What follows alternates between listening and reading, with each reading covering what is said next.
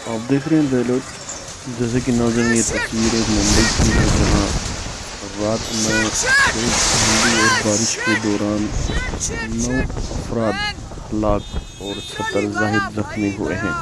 जी नाज़रीन, ये जो आप मनाज़िर देख रहे हैं ये मुंबई की है, क्योंकि रात से वहाँ पे क्या बना है आंधी की भाई, वजह से, टाइम इतनी पे तेज़ बना है। आंधी की वजह से काफ़ी नुकसान हुआ वाह, है, पूरा बिल्डिंग गिर गई। जिसमें होर्डिंग बोर्ड, टावर, बोर्ड, दीगर चीज़ों के गिरने की वजह से लगभग 9 से ज़ायद लोगों की मौत वाक़ई हुई है और 70 से ज़ायद लोग जो है वो ज़ख्मी हुए हैं।